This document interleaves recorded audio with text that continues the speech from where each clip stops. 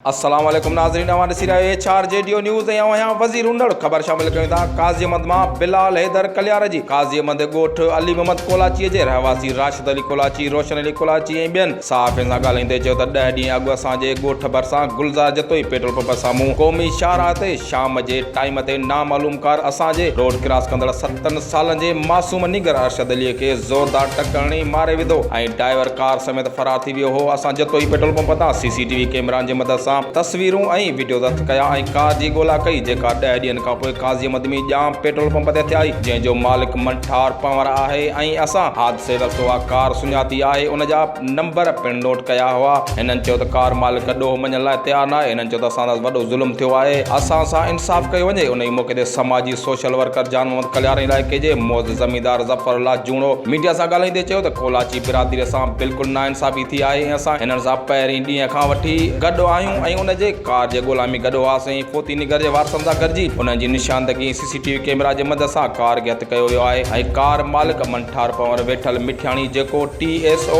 Engro fertiliser कंपनीअ में कमु करे थो, असां सां राब्तो कयो आहे। जेकॾहिं फोती निगर जे वारसनि सां इंसाफ़ न थियो त असां उन्हनि सां गॾु हूंदासीं ऐं कानूनी रस्तो पिण इख्तियार कयो वेंदो। जॾहिं त मुफ़्त में कानूनी मदद करण लाइ एडवोकेट महबूब जोखियो हामी भरे छॾी आहे। HRJDO न्यूज़ में फ़िलहाल एतिरो ई। वधीक ख़बरुनि जी अपडेट्स लाइ ॾिसंदा रहो HRJDO न्यूज़। मुझो ही पाड़े जान कोलाची 21 तारीख़ शाम जो 6 बजे इन जे नंढड़ो एक्सीडेंट थियो हिते रोड ते नेशनल हाईवे 7 बाईपास जे भरिसां। पोइ वटां कार वारो को धकणी हलियो वियो जेको लधो कोन पियो। पोइ असां CCTV कैमरा जे जतोई पंप आहे हिते लॻल हुई, उन जा असां फोटेज कढाया। पोइ ॾिठोसीं, पोइ ॻोल्हे अॻिते सकरंड वियासीं, सकरंड अॻिते गाॾी क्रॉस न पई करे, चौधारी भॻासीं। वरी हेॾा काज़ी अहमद 2-3 जेके आहिनि सीसियूं अली अकबर कुबर जी कढाईसूं, उते गाॾी आई ॾिठीसूं। वरी परियां मरीन जो पंप उन ते ॾिठोसीं, फोटेज उहे कढायासीं, उहे ॾिठासीं।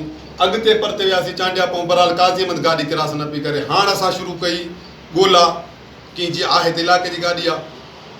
पोइ ॻोल्हींदे पोइ गाॾी जिते वञनि ई अमरा गाॾी हिनखे गाॾी वारो ॾिसो ई लिकियो वञे, भॼी वञे। आख़िर हिननि गाॾी अॼु सुबुह जो मूंखे हिननि फ़ोन कई त गाॾी ॾिठी अथऊं, अचु ॾिस तूं। वियासीं वञी गाॾी खे फिरी ॾिठोसीं, गाॾी असांखे रुपए जो जेको ॾिठोसीं, जेका शक हो हिननि जो, असांजे 4-5 दोस्त हुआसीं, असांखे बिल्कुलु क्लियर पक आई त इहा गाॾी जेका इहा ई आहे, साॻी आहे। उन खां पोइ वरी ॿियो चकर गाॾी चढ़ी ईंदी आहे। ओॾी महिल ई वीडियो में ॾिसण में जॾहिं हीउ बम्पर जेको आहे भॼियल हूंदो आहे, हितां हिन जॻह तां भॻल आहे जेका हीअ निशानी आहे। असांजे सॼो ॾिठो हीउ जेको धक्का आहे, हिन जे महिल कलर पे करायो।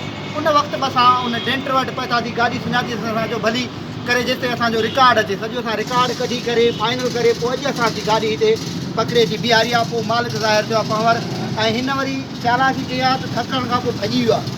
जितां जहिड़ा भगवा जूनापुर ॾे ॿिनि उतां जी बि असां CCTV कैमरा सभु कढिया आहिनि, उहे खां आज़ाद पंप जा बि कढिया आहिनि।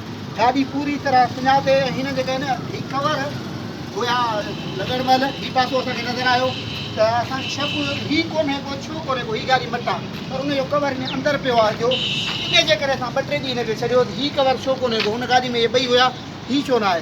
हीउ सॼो असां ओॾी महिल बि लुॾंदो वियो पिए, असां ॾिठो हीउ बि हुनजो ओॾी महिल ई अगरि जेको तव्हांखे वीडियो में ॾिसंदासीं। इन हिकिड़े जे करे असां जेको गाॾी खे न पियो पकड़ो। बाक़ी कलर कराइण महिल बि असांखे ख़बर हुई त गाॾी किथां बि कलर कराए, माना 10-12 ॾींहं पूरी तस्दीक करे रिकॉर्ड कढी रूट चेक करे पोइ फाइनल असां गाॾी खे जिते सम्झो आहे।